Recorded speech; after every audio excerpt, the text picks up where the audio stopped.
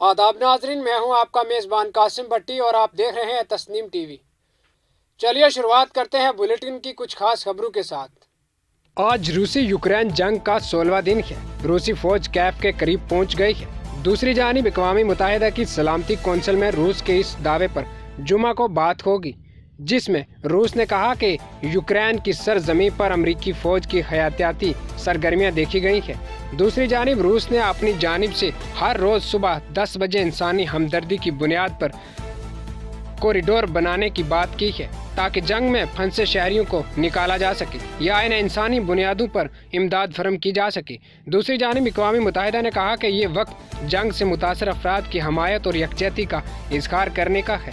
Ukraine के वज़ीर तालीम ने दावा किया कि रूस ने इनके मुल्क में 280 स्कूल और कॉलेज तबाह कर दिए हैं। इधर रूस की वज़ीर ख़ारजा सरगेई लारोफ का बड़ा बयान सामने आया है। उन्होंने कहा कि रूस कभी भी जंग नहीं चाहता, यहाँ तक कि उसने जारी जंग के खात्मे का मुतालबा किया है। इस बार हरिद्वार जिला की हानपुर असेंबली सीट से आज़ाद उम्मीदवार सहाफ़ी उमेश कुमार जीत गए हैं। पहली बार कोई सहाफ़ी आज़ाद हैसियत से इलेक्शन लड़कर कानून साज असेंबली में पहुंचा है। सहाफ़ी उमेश कुमार ने बीजेपी MLA कंवर परनाव की दिव्यानी को शिकायत। खानपुर की जनता की जीत है, हमारे बड़े बुजुर्गों की जीत है, जिन लोगों ने इतना प्यार दिया, समर्थन दिया। हमारे बच्चों की जीत है, हमारे लोगों की जीत है और पूरी कोशिश करूंगा कि उनकी अपेक्षाओं पर खरा उतरूं। चैंपियन साहब के सामने देखिए साहब, क्या है कि ये विकास की लड़ाई थी और जनता ने विकास के लिए वोट करा, क्योंकि 20 सालों से कोई विकास नहीं हुआ था। ये उसी विकास के लिए जनता ने इतना प्यार मिला है। जनता के लिए क्या करेंगे? मेरा जीवन ही जनता के लिए।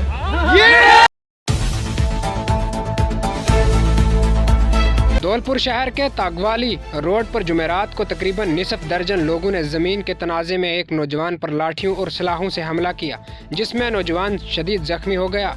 मालूमात के मुताबिक राजखेड़ा बाईपास धौलपुर के रहने वाले गोविंद शर्मा वालिद दुदयाल की तगवाली रोड धौलपुर पर ज़मीन है, जिस पर काम जारी था। जख्मी गोविंद शर्मा ने बताया कि आज जुमेरात को जब मैं अपनी ज़मीन पर जारी काम देखने जा रहा था तो मुलजिम राज विश्वविद्यो अभिषेक वगैरह लाठियों और सलाखों से लैस मौके पर पहुंच गए और मुझ पर शदीद हमला किया। इससे मेरे पाँव टूट गए हैं। धौलपुर से गणेश शर्मा की रिपोर्ट।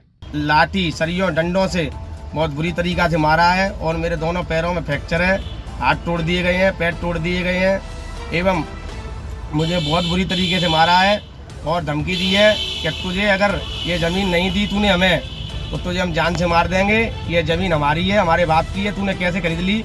और पहले से इसमें कई राजनेता विलुप्त हैं, जिन्होंने उनकी राजनेताओं की दम पर उन्होंने उसको प्लॉट में जो भी अवैध कब्जा कर रखा है रास्ता पर, जो कि नगर परिषद धौलपुर के यहाँ से कन्वर्ट जमीन है और रास्ता है, आम रास्ता है।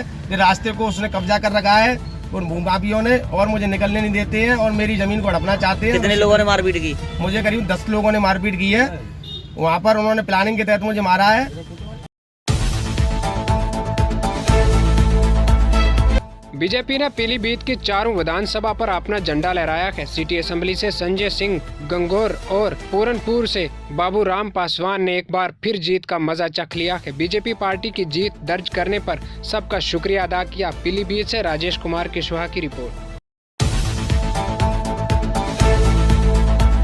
सब डिवीज़न बासवर के गांव बलियान में वाक़या गवर्नमेंट हायर सेकेंडरी स्कूल में मुकामी स्कूल फैमिली की जानिब से सालाना फेस्टिवल 2022 मनाया गया, जिसके मेहमान खसूसी दिवाली सचिन और पंचायत समिति बोसा सरपंच सिंह की चेयरमैन बागिया श्री मैना थे। जबकि इस मौके पर सरपंच सिंह ने शिरकत की। इदारे की मिसिज रेखा मैना सरपंच बागिया शर्मा मैना ने कहा कि तालीम ज़िंदगी की दोस्त है। जहाँ तालीम है वहाँ तरक्की है। तालीम ही मुल्क की तरक्की और समाज और ख़ानदान की भलाई का बहस बनेगी। उन्होंने कहा कि दही इलाकों में बहुत से टैलेंट छुपे हुए हैं, जिनको तलाश किया जाना चाहिए और ऐसे टैलेंट को भरपूर सपोर्ट किया जाना चाहिए। इससे मुल्क और माशरे का नाम रोशन होगा। करौली जिला के पुलिस सुपरिटेंडेंट शैलेंद्र सिंह अंडोलिया ने कहा कि मीडिया जमहूरियत का चौथा सतून है और मीडिया एहलकारों को डराने, धमकाने और बदतमीजी करने वालों के खिलाफ कवायद के मुताबिक सख्त कार्रवाई की जाएगी। एसपी अंडोलिया ने कहा कि मुकदमा दर्ज करके कानून कार्रवाई की जाएगी। जमहूरियत के चौथे सतून को धमकियां देने वालों के खिलाफ सख्त कार्रवाई करने का मुतालबा किया है। बालघाट से चौहान की रिपोर्ट। सर, एक सवाल और, लोकतंत्र का चौथा स्तंभ है मीडिया और पिछले दिनों कई ऐसी घटनाएं आई हैं जहां पर डराने धमकाने का प्रयास अराजक तत्वों द्वारा किया गया है। यहां तक कि पिछले 25 फरवरी एक सरकारी प्रिंसिपल द्वारा पत्रकार के साथ बदतमीजी और इस तरीके का मामला थाने पर दर्ज भी है। क्या लगता है सर? नहीं, बिल्कुल जैसा आपने कहा कि लोकतंत्र का चौथा स्तंभ है मीडिया, तो मीडिया जनों से कोई भी दुर्व्यवहार की या इस तरह की कोई भी शिकायत आती है तो उस पर तुरंत मुकदमा दर्ज किया जाता है और आगे अग्रिम कार्रवाई की जाती है। जैसा आपने पिछली घटना का बताया तो उस संबंध में भी मुकदमा दर्ज कर लिया गया है और आगे जल्दी अग्रिम कार्रवाई की जाएगी।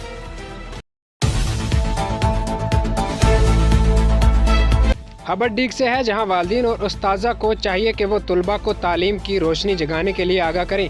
ऑफिसर हेमंत कुमार ने कहा कि इस दौरान प्रोग्राम के मेहमान खुसूसी हेमंत कुमार, आशीष कुमार प्रजापति ने मां सरस्वती के सामने चिराग जलाकर प्रोग्राम का आगाज किया। राजकीय विद्यालय डीग में वार्षिक राज्य सरकार की योजना के तहत वार्षिक उत्सव का आयोजन किया गया, जिसमें मुख्य अतिथि के रूप में स्थानीय एसडीओ श्री हेमंत कुमार जी ने और विशिष्ट अतिथि के रूप में सीओ साहब आशीष जी ने हिस्सा लिया।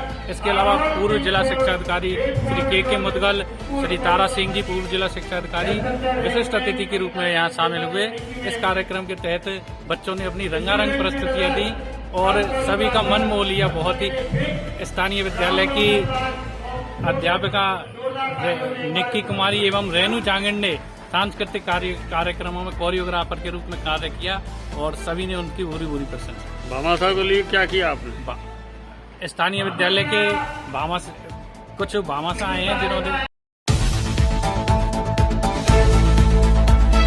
भरतपुर में बीजेपी जिला भरतपुर की तरफ से उत्तर प्रदेश, उत्तराखंड, मणिपुर और गोवा में मुकम्मल अक्सरियत के साथ हुकूमत बनाने के मौके पर लक्ष्मण मंदिर चौराहे पर बीजेपी के ओहदेदारों और कारकुनों ने एक दूसरे को खुशी के साथ मिठाई खिलाकर खुशी का इजहार किया। धौलपुर रक्स। इस मौके पर जिला नायब सदर गुरदारी लाल गुप्ता ने कहा कि ये जीत पार्टी के लातादाद कारकुनों और आम लोगों की जीत है और मुल्क के अवाम ने जात पात की दीवार को तोड़कर मोदी जी की कौम प्रस्त पॉलिसियों पर एतमाद जाहिर किया है। देश के प्रधानमंत्री नरेंद्र भाई मोदी के नेतृत्व में ऐतिहासिक जीत हुई है। ये राष्ट्रवाद की जीत है, कानून और व्यवस्था की जीत है और ये जो देश में पिछले लंबे समय से कुछ राष्ट्रद्रोही गतिविधियां चल रही थी उनके खिलाफ वोट जनता ने किया है।